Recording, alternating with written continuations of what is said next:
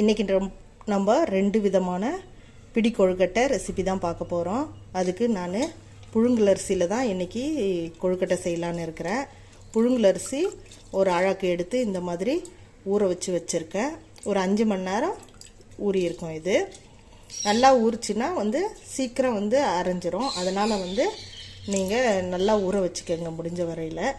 இதில் நம்ம கொழுக்கட்டை செஞ்சோன்னா நல்லா சாஃப்டாக இருக்கும். ஆறின பிறகும் நீங்கள் பச்சரிசியில் செஞ்சிங்கன்னா கூட முதல்ல கொஞ்சம் சாஃப்டாக இருக்கிற மாதிரி இருக்கும். அப்புறம் கூட கொஞ்சம் ஆறின பிறகு கொஞ்சம் ஹார்டாக இருக்கிற மாதிரி தோணும்.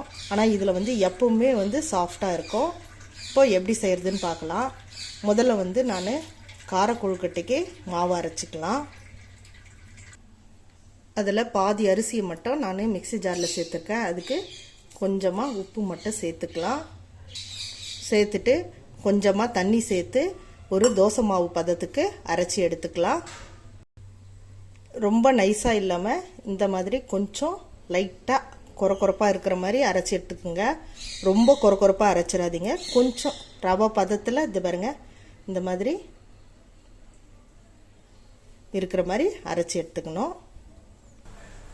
ஸ்டவ்வை பற்ற வச்சுட்டு கொஞ்சமாக நல்லெண்ணெய் சேர்த்துக்கலாம். கடுகு கொஞ்சம் சேர்த்துக்கலாம். கொஞ்சம் சீரகம் சேர்த்துக்கலாம். இது ரெண்டும் நல்லா வெடிக்கட்டும்.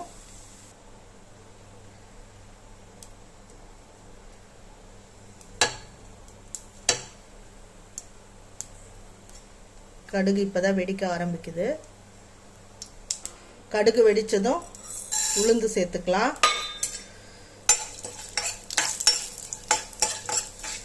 உளுந்து நல்லா செவந்து வரட்டும்.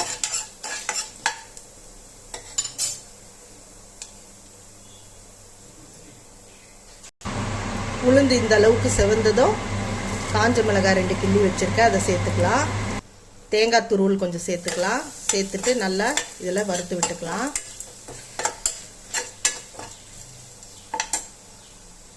இப்போ பெருங்காயத்தூள் கொஞ்சம் சேர்த்துக்கலாம். நம்ம மாவுலே உப்பு சேர்த்து அரைச்சாச்சு, அதனால உப்பு சேர்க்க தேவையில்லை. இப்போ நம்ம அரைச்சி வச்சிருக்க மாவு சேர்த்துக்கலாம்.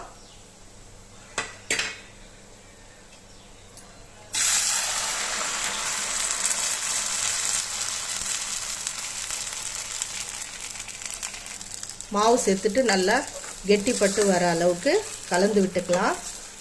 மாவில் தண்ணி அதிகமானாலும் கவலைப்படாதுங்க. இந்த மாதிரி வதக்கும்போது சீக்கிரமாக அது கெட்டிப்பட்டு வந்துடும். ஒரு நிமிஷத்துலேயே இது ஈஸியாக கெட்டிப்பட்டு வந்துடும். நம்ம நார்மலாக பச்சரிசியில் செஞ்சோன்னா ஒரு முறை அரிசி ஊற வச்சு அரைச்சி ஜலிச்சு நம்ம அதுக்கு மேலே வேக வச்சு அப்புறம்தான் நம்ம கொழுக்கட்டை செய்ய முடியும். இது சட்டுன்னு செஞ்சிடலாம். இது மாதிரி கொழுக்கட்டை அவ்வளோதாங்க. நல்லா கெட்டிப்பட்டு வந்துடுச்சு. இந்த மாதிரி சுருண்டு வந்ததும் ஸ்டவ்லேருந்து இறக்கிடலாம். ஸ்டவ் ஆஃப் பண்ணதும் நம்ம இந்த கடாயிலேருந்து உடனே வேறு பவுலுக்கு ட்ரான்ஸ்ஃபர் ஆகிடணும். இல்லைன்னா இந்த மாதிரி ஒரு மாதிரி கெட்டியாக ஆகிடும். இதை ஒரு பாத்திரத்துக்கு மாற்றிக்கலாம். இது ஒரு தட்டு போட்டு மூடி ஒரு 5 நிமிஷத்துக்கு அப்படியே சூடு ஆறுற அளவுக்கு வெயிட் பண்ணலாம். மீதி உள்ள அரை அழகு அரிசியை திருப்பியும் மிக்ஸி ஜாரில் சேர்த்துக்கலாம். 2 ஏலக்காய் சேர்த்துக்கலாம்.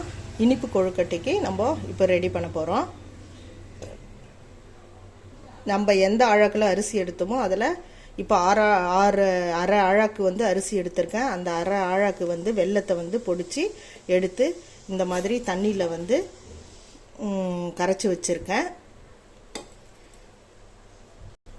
வெல்லத்தில் மண் தூசியெல்லாம் இருக்கும், அதனால் வடிகட்டிக்கலாம்.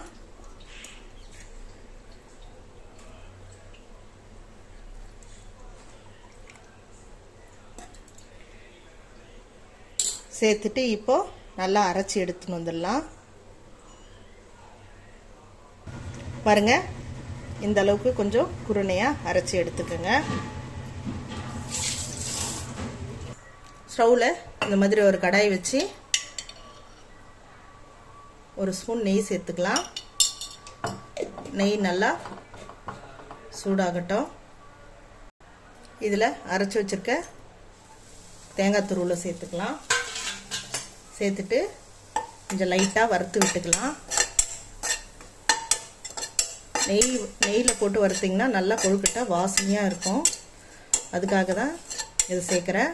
அதோடு இது கடாயில் ஒட்டி பிடிக்காது மாவு போட்டு கலக்கும்போது.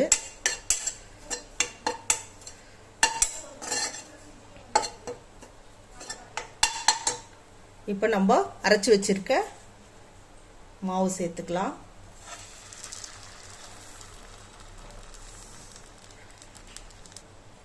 மாவு சேர்த்துட்டு லோ ஃப்ளேம்லேயே வச்சு நல்லா வதக்கி விடலாம். கெட்டி பட்டு வரணும் மாவு.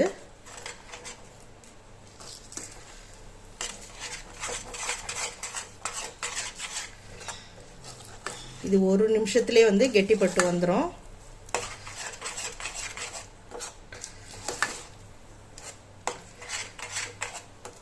புழுங்கலரிசி கொழுக்கட்டை எப்பவுமே பூரண கொழுக்கட்டையாகட்டும் எதுவாகட்டும் சாஃப்டாக இருக்கும். நீங்கள் செஞ்சிங்கன்னா கூட ஆறி போன பிறகு கூட இது ரொம்ப சாஃப்டாக இருக்கும்.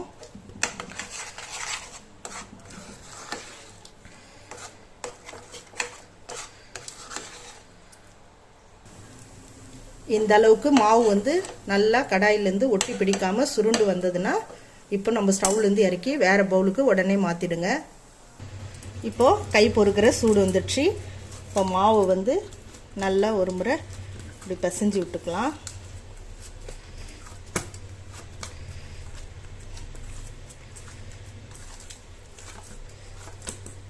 பிசைஞ்சிட்டு நம்ம கைகளால் இந்த மாதிரி எடுத்து இப்படி பிடிச்சி ஒரு தட்டில் வச்சுக்கலாம். எல்லா கொழுக்கட்டையும் பிடிச்சாச்சு. இந்த மாதிரி இட்லி பாத்திரத்தில் வச்சு நம்ம ஒரு 10 நிமிஷம் வேக விட்டு எடுத்துக்கலாம். எல்லா கொழுக்கட்டையும் இட்லி பாத்திரத்தில் வச்சாச்சு. இப்போ மூடி போட்டு மூடி 10 நிமிஷம் வேகட்டும். அந்த கார கொழுக்கட்டை வேகிற வரைக்கும் நம்ம இனிப்பு கொழுக்கட்டையும் பிடிச்சி எடுத்துக்கலாம். அதே மாதிரி எல்லா கொழுக்கட்டையும் பிடிச்சி எடுத்துக்கலாம். 10 நிமிஷம் ஆயிடுச்சு. கொழுக்கட்டை நல்லா வெந்துடுச்சு பாருங்கள். இப்போது ஸ்டவ்லேருந்து எடுத்துடலாம். இப்போது இனிப்பு கொழுக்கட்டையை வேக வச்சு எடுத்துக்கலாம். ஸ்வீட் கொழுக்கட்டையும் வெந்து போச்சு. இப்போ இதையும் ஸ்டவ்லேருந்து எடுத்துடலாம். பாருங்கள், நம்ம கார கொழுக்கட்டையும் இனிப்பு கொழுக்கட்டையும் எவ்வளோ சூப்பராக ரெடி ஆயிடுச்சு பாருங்கள். ஒரு முறை பிடிச்சி காட்டுறேன் பாருங்கள், எவ்வளோ சாஃப்டாக இருக்குது பாருங்கள். இனிப்பு கொழுக்கட்டையும் காட்டுறேன் பாருங்கள். பாருங்கள் எவ்வளோ சாஃப்டாக கிடச்சிருக்கு. நீங்கள் பச்சரிசி மாவில் செஞ்சிங்கன்னா கூட இவ்வளோ சாஃப்டாக வராது. ஆறின பிறகும் எவ்வளோ நேரம் ஆனாலும் இது சாஃப்டாக தான் இருக்கும். பச்சரிசி ஒத்துக்காதவங்க இந்த மாதிரி புழுங்கலரிசியில் செஞ்சு சாப்பிடுங்க. உடம்புக்கு ரொம்ப நல்லது. இந்த வீடியோ உங்களுக்கு பிடிச்சிருந்துச்சின்னா லைக் பண்ணுங்கள், ஷேர் பண்ணுங்கள், சப்ஸ்கிரைப் பண்ணுங்கள். அப்படியே பக்கத்தில் இருக்கிற பெல் ஐக்கானையும் கிளிக் பண்ணுங்கள். நன்றி.